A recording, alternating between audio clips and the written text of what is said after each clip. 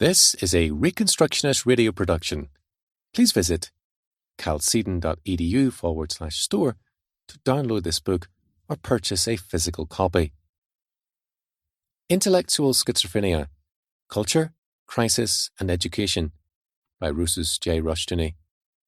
Copyright 1961, Dorothy Rushdoony and the Rushdoony Irrevocable Trust. Calcedon, Ross House Books. Introduction. Mr. Rushdoony has written a trenchant, compact and uncompromising Christian response to the cultural crisis. This book is the work of a vigorous, independent and logical mind. No reader's toes, I dare say, will remain wholly untrampled, which is precisely what we should demand of a writer who professes to, quote, speak to our condition, unquote. The crisis of our culture comes into one of its focal points in education, and this is the author's point of entry into the problem. It is a contention of this book that education, in the fullest sense of the word, is inescapably Christian education. The term secular education, in the author's view, brings together ideas which are at least anomalous, if not downright contradictory.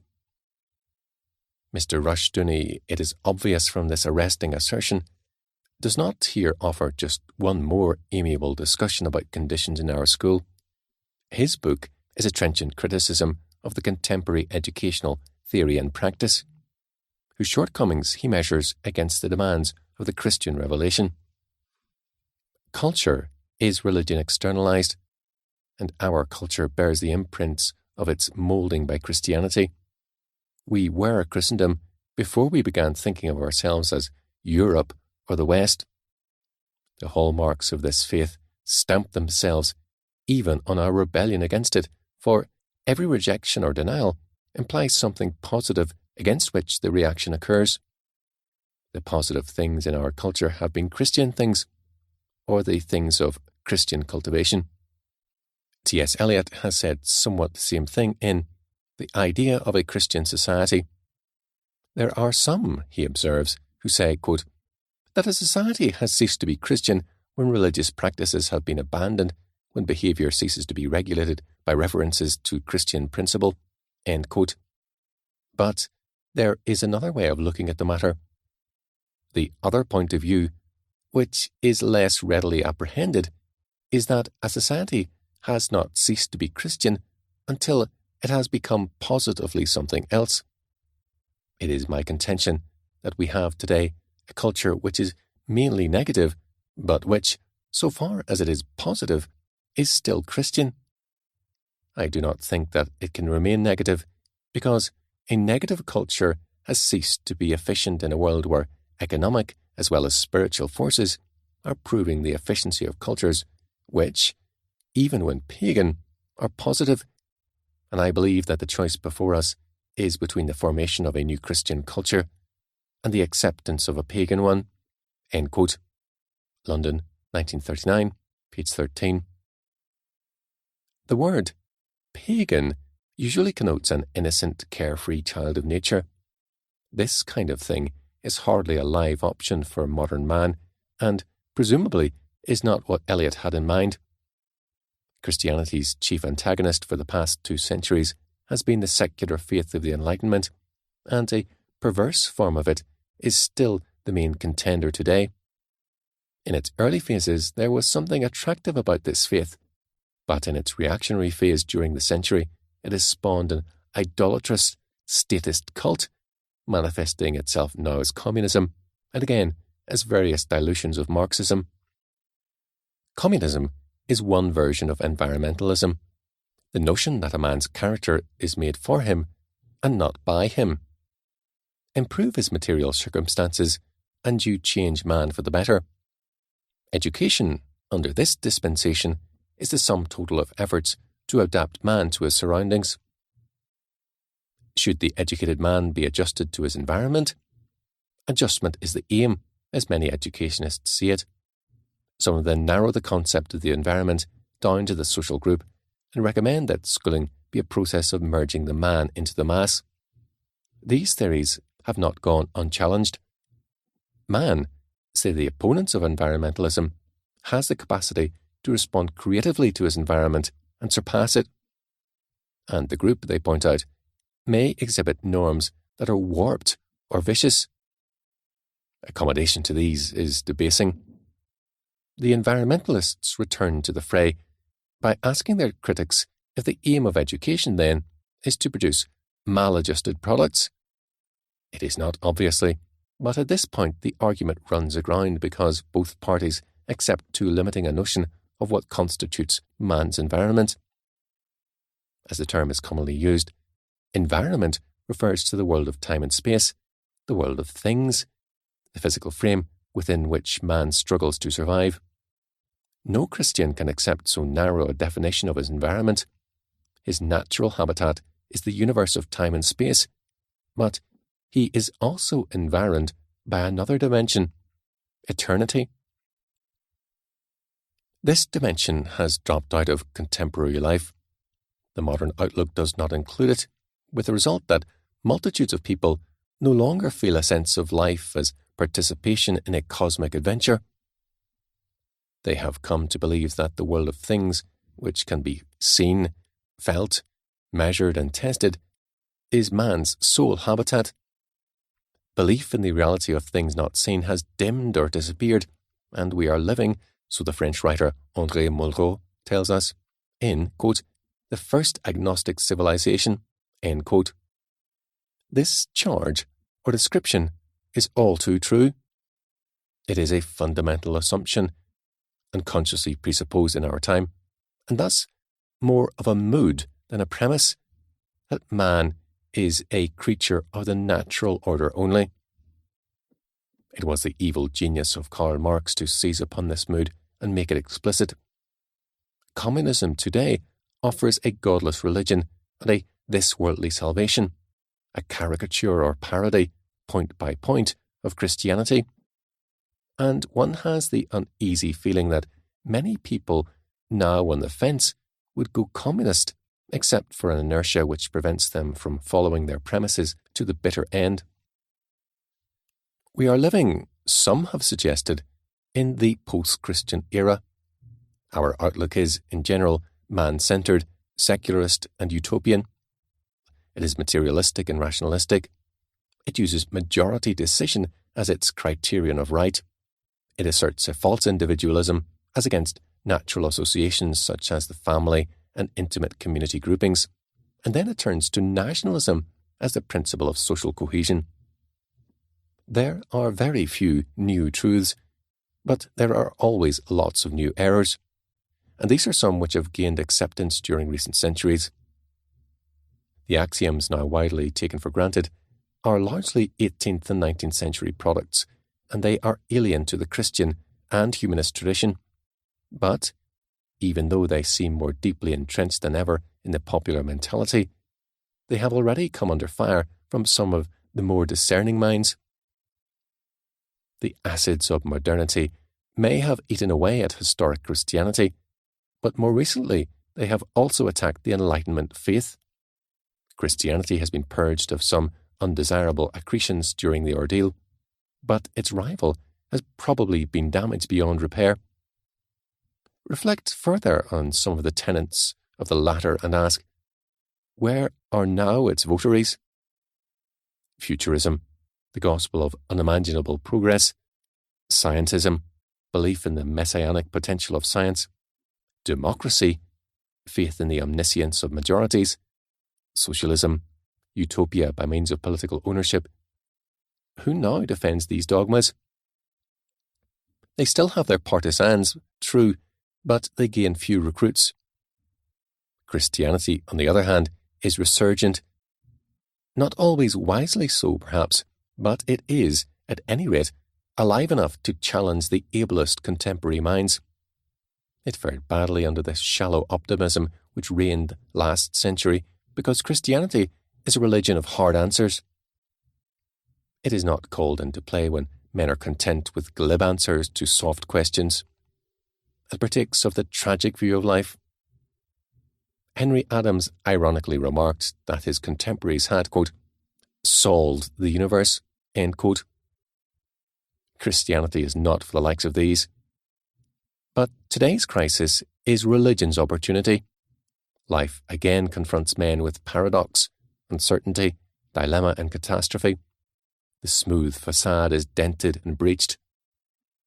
Man tries to play God and fails to secure even a niche for himself in any pantheon. The home-made heaven he tries to fashion on earth, in totalitarian lands, resembles an old-fashioned hell. He aspires to the role of deity and reverts to subhumanity. Perhaps if men attempt a more modest role to become truly human, we may, with God's help, make it. But such a choice as this demands an individual commitment. Before we seek for better answers, let alone hard answers, we must start to ask the right questions. In this respect, each of us needs all the help he can get. And he can get help from the right books, such as the present volume. This book will not find favour with professional educationists, nor with those who reject the author's religion. But even many churchmen, regrettably, are more at home with sentimentality than hard, rigorous thinking. They will be uncomfortable with the way this book challenges them to re-examine things they have taken for granted. Many churchmen are disturbed because the Bible may no longer be read in the so-called public schools. But how many acknowledge the inevitability of the secularist trend in tax-supported and politically controlled schools? The state is secular in a free society, the alternative being some form of Caesaro-papism. It follows that wherever government gets into the education business, whether at local or national levels, influence will tend to secularize the schools. The churches respond to this challenge by offering released-time religious instruction and by establishing, at a progressive rate, their own weekday schools. Laudable as are these efforts, it is feared that, in all too many cases, parochial and private schools operate with the same theories of education as tax-supported institutions. Hence the importance of this present book, a penetrating, closely reasoned study which starts from Christian premises and exhibits easy familiarity with the vagaries of current educational theory. Mr. Rushdoony espouses a biblical faith based on a consistent and rigorous Calvinism. Does this lessen the value of this book for those who came from other traditions within Christendom? Not at all, in my judgment, speaking as one whose ties are with the traditions of liberal congregationalism. I'm not sure that I see eye to eye with Mr. Rushdoony on every point, and I might employ a different vocabulary in places, but basically we both speak the same language. Doctrinal differences, in short, are compatible with dogmatic accord. Before we can discuss the nature of education intelligently, we must have come to some understanding of the nature of man. Soviet schooling, with its emphasis on scientific and technological instruction, reflects the Marxian understanding of human nature. Whatever else we may say about the Marxian view of man, we must certainly admit that it falls short in every dimension of the Christian view of man, a creature designed by God for fellowship with himself. If the Christian view of man's nature and destiny is our premise, we cannot possibly agree that even a superbly trained engineer is a finished educational product. We need lots of engineers in modern society, and good ones are to be preferred to those less highly skilled. But engineering is in the realm of means, and the crucial question concerns the ends to be served by these means.